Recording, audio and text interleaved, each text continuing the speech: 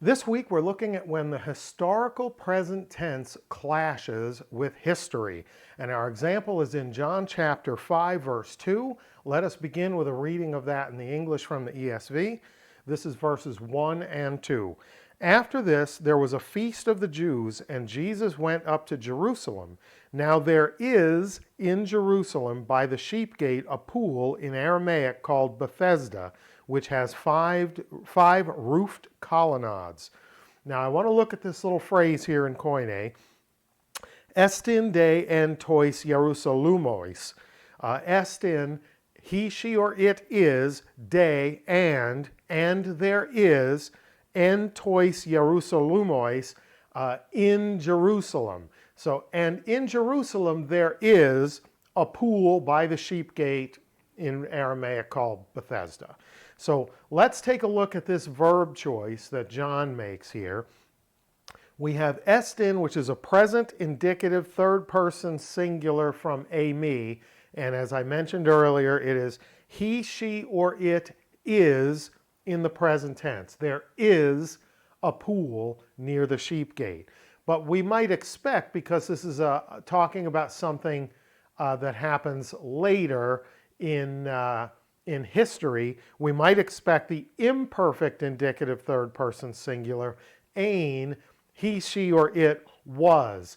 There was a pool by the sheep gate, which in Aramaic is called Bethesda. Why does this matter? John's gospel is generally accepted as having been written somewhere between 90 and 100 AD, maybe as late as 110 AD. And there's no mention within the document of the destruction of Jerusalem in 70 AD. So in 70 AD, Jerusalem is destroyed to particularly everywhere near the temple complex to such a remarkable degree as to leave almost nothing left standing. But John writes, there is a pool near the sheep gate, has 5 colonnades in Aramaic called Bethesda. And we're left with 2 options for understanding this.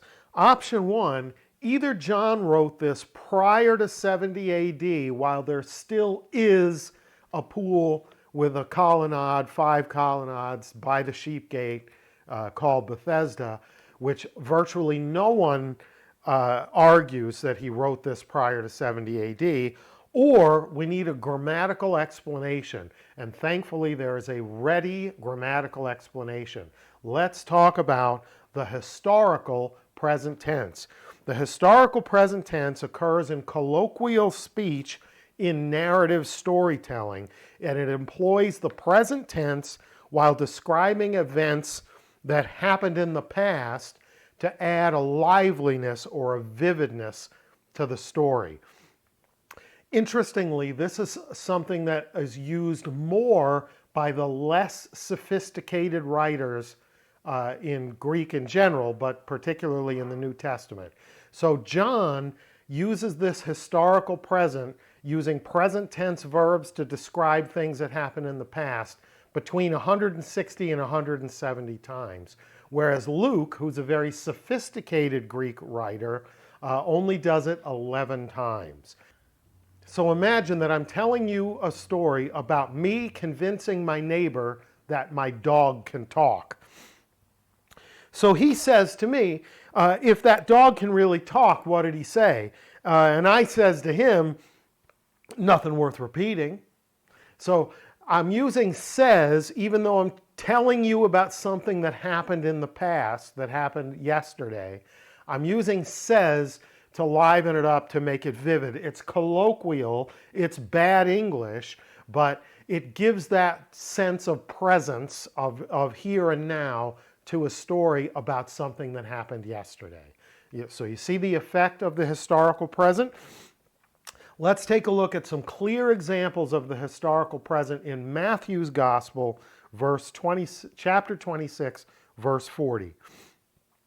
And he came to the disciples and found them sleeping, and he said to Peter, so could you not watch with me for 1 hour? Now let's go back and look at the 3 verbs that I've supplied here in Koine. Each one of these three verbs, although the ESV translates them as though they were simple past, each one of these verbs is in the present tense.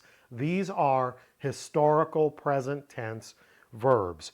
So they're in the present tense, but we understand that the event has already happened because Matthew can't be writing about something that didn't already happen. So, and he came is erketai, he, she, or it comes, and he comes to the disciples, and not found, but heuriske finds them sleeping, and he says, not said, lege, to Peter, so could you not even watch with me for 1 hour. So the use of those present tense verbs gives vividness or liveliness to the telling of the story about something that happened in the past. All three are historical presents. So what about John's use of is rather than was, talking about a place that by the time he writes is almost certainly destroyed? Does that challenge the date of the destruction of Jerusalem, or does it challenge the date of the writing of John's gospel? No, because John is probably the biggest user of the historical present in the New Testament. Like I said earlier, between 160 and 170 times. It's probable that he's just employing the historical present to make his narrative more vivid and lively for the reader, so that the reader feels like he or she is present in the story as they're reading it.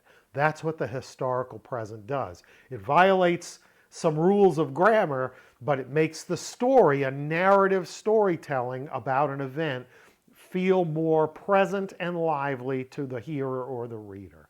Hope that was interesting for you. If it was, please like, share, subscribe, tell a friend. And until next time, Charis Kairene Humin, grace and peace to you.